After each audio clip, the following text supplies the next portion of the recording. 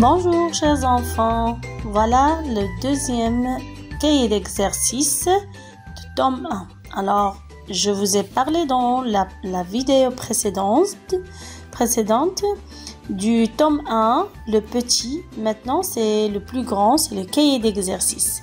Très bien. Alors, de Crocklin. Alors, on va savoir de quoi s'agit-il dans ce cahier. Très bien, c'est un cahier d'exercice.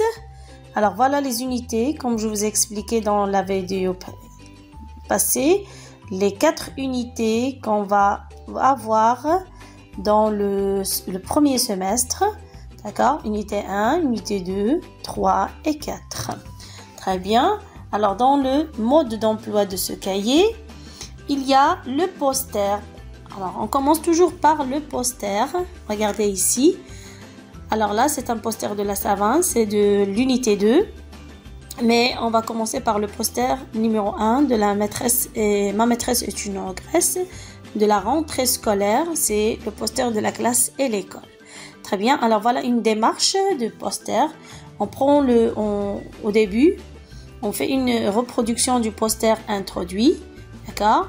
Le thème et le vocabulaire de chaque unité. Bien sûr, on parle des expressions et on apprend le vocabulaire. Très bien. Ensuite, on fait les exercices, bien sûr, qui sont toujours accompagnés du poster. D'accord? Ils sont dans le cahier d'exercice. On va les voir après. Voilà la procédure et la démarche, comment on fait pour le cahier d'exercice. On commence par le poster. Ensuite, on termine par les exercices du manuel. D'accord? Les exercices qui terminent l'explication de l'épisode 1 ou la partie 1 de chaque histoire. Et ce sont des questions de compréhension et aussi on travaille sur les sons. Très bien. Alors là, pour commencer, avant de commencer, il faut savoir, d'accord? Il faut savoir ces consignes-là. Il faut bien les apprendre. D'accord, mes enfants? Il faut bien apprendre ces consignes. Sûrement, vous les avez vues à la grande section, mais on va y travailler avec pendant toute l'année scolaire de CP et aussi de CE1, CE2 et CE3. Alors, presque tout le primaire. Vous allez voir ces signes, ces consignes-là. Alors, il faut bien les apprendre. Alors, regardez bien. Au haut de chaque page, on les trouve toujours en haut de chaque page, ici. D'ailleurs, ça y est, ça c'est en tour. Alors, chaque exercice a la consigne qui lui convient. Alors, comme je vous ai dit, au haut de chaque page, on trouve ces dessins-là. Et pour ces dessins-là, ils vont vous aider à réaliser les exercices. Très bien. Alors, regardez le premier dessin. La première consigne. Alors, écrit. Alors, regardez, on apprend. C'était un cercle jaune où c'était écrit le. Ça veut dire l'écriture. Alors, regardez, c'est un crayon qui est en train d'écrire. Très bien. Alors là, si tu vois ce signe-là, c'est écrit. D'accord? L'exercice contient de l'écriture. Par exemple, il y a des espaces où il faut écrire. La deuxième consigne, regardez. Le crayon, qu'est-ce qu'il dessine? Un cercle. Alors, c'est entouré. Alors, sûrement, la consigne va vous demander d'entourer la réponse. Ensuite, il y a ici 2 points dans le rond rouge, jaune, pardon.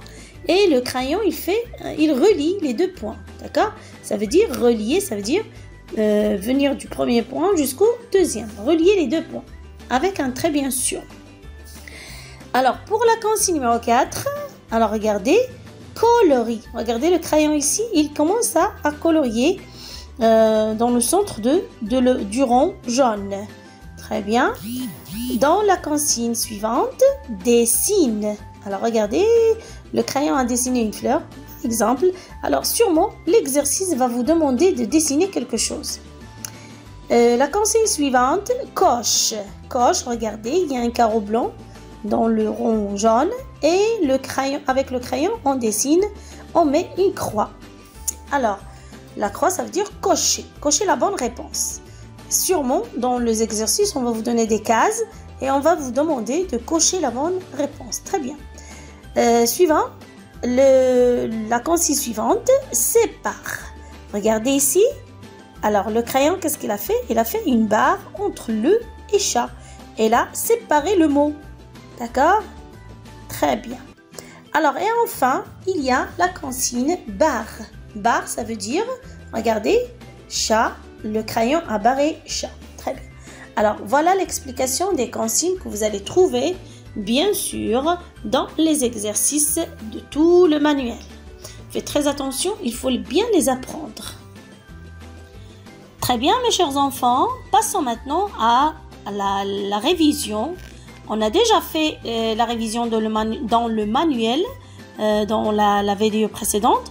On va terminer maintenant cette révision-là avec des exercices. Très bien. Alors, premier exercice pour commencer. Mais avant tout, regardez en haut. Très bien, regardez. Alors, la consigne, qu'est-ce qu'il vous demande? Elle vous demande d'entourer. Entoure. Voyez bien? Entoure. Très bien. Qu'est-ce qu'on va entourer? Les jours de la semaine. Sûrement, mes chers enfants, vous avez bien appris les jours de la semaine. Alors, on va faire un petit rappel. Entoure. Regardez la consigne d'abord. On va lire la consigne. Ensuite, on va faire un petit rappel des jours de la semaine. Entoure les jours de la semaine dans la cantine. Très bien. Alors ici, vous avez une cantine. Voilà le dessin de la cantine. C'est un corbeau qui tient un dimanche dans le bec. Très bien. Il est où? Il est dans un jardin. Très bien. Alors, on va faire un petit rappel des jours de la semaine. Les jours de la semaine sont 7. Lundi, voilà. Lundi, mardi, mercredi, jeudi, vendredi, samedi, dimanche.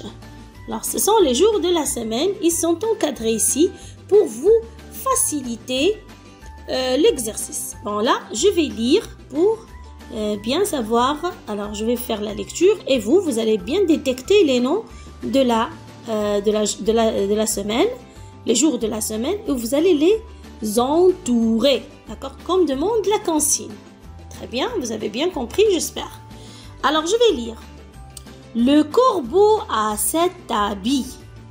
Un pour le lundi, un pour le mardi, un pour le mercredi, un pour le jeudi, un pour le vendredi, un pour le samedi, et celui qui n'a pas de manche, il le garde pour le dimanche. Très bien, sûrement vous avez bien écouté les jours de la semaine. Alors, je vous ai facilité la chose en lisant la cantine. Très bien. Alors, mes chers enfants, cherchez les jours de la semaine et entourez-les. D'accord? Je vous revois d'ici 1 minute. Je vous laisse le temps de faire l'exercice. Très bien. Très bien, mes chers enfants, je passe à l'exercice 2. Mais avant de passer à l'exercice 2, je vais faire la correction. Très bien. Alors, suivez avec moi. Un pour le lundi. Voilà. Lundi. Un pour le mardi. Un pour le mercredi. Un pour le jeudi. Un pour le vendredi. Un pour le samedi. Et celui qui n'a pas de manche, il le garde pour le dimanche. Alors, sûrement, mes chers amis, vous avez compris les jours de la semaine et vous les avez vus. Bien sûr, vous avez fait la remarque ici, vous avez observé les jours ici et vous allez les recopier, les revoir en les recopiant ici. C'est déjà recopié ici, pardon. Alors, lundi, voilà le premier jour. Lundi, il est là. Mardi, il est là. Mercredi, il est là. Jeudi, il est là. Vendredi, il est là. Samedi, il est là. Dimanche, eh bien dimanche, il est là. La plupart vont faire ça. Mais non, ça c'est deux manches. Regardez, le mot, il est séparé. Il y a de l'espace entre deux et manches. Alors, les manches, ce sont bon, on le trouve dans les... si on met, par exemple, une veste ou une chemise, elle a des manches. Les manches, ce sont les mains, où on met nos mains. D'accord? Ce sont des manches, ils sont juste au poignet de la main. Voilà, manche, très bien. Mais là, c'est dimanche. Voilà l'écriture exacte du mot dimanche. C'est pas ça, mais c'est là. Alors, corrigez mes chers enfants, c'est très bien. Passons à l'exercice 2. Entoure les lettres qui servent à écrire les jours de la semaine où tu ne vas pas à l'école. Fais très attention. Alors, on a déjà vu dans le manuel, les jours où on va à l'école, c'était lundi, mardi, jeudi et vendredi. D'accord? Le mercredi, le samedi et le dimanche, on ne va pas à l'école. Alors là, regardez, c'est déjà écrit mercredi. Ici, c'est samedi. Et ici, c'est dimanche. Alors, au-dessous de chaque jour de la semaine, il y a des cases où s'écrit des lettres. Alors, c'est à vous de choisir les bonnes lettres qui font le mot mercredi. Alors, cherchez la lettre M et entourez-la. Cherchez la lettre E et entourez-la. Cherchez la lettre R, entourez-la. Cherchez la lettre C, entourez-la, bien sûr, dans les casiers. Cherchez la lettre R, entourez-la. Cherchez la lettre E, entourez-la. Le D aussi et le I enfin. D'accord? Pour vous faciliter la chose, regardez. Voilà la lettre M de mercredi. Eh bien, je vais prendre celle-là et je vais l'entourer. Comme ça. Voilà. Vous avez vu? Alors, à vous de continuer l'exercice. Cherchez les autres lettres qui forment le mot mercredi. Dans la deuxième, dans les deuxièmes cases, alors les cases de la deuxième ligne, alors la même chose, vous allez chercher les lettres qui forment samedi, S-A-M-E-D-I, et vous les entourez ici. La même chose pour dimanche. Cherchez les mots qui forment le mot dimanche, les lettres, pardon, qui forment le mot dimanche, et entourez-les. D-I-M-A-N-C-H-E. Voyez, j'espère que vous avez bien compris, mes chers amis. Alors, je vous laisse pour faire le deuxième exercice.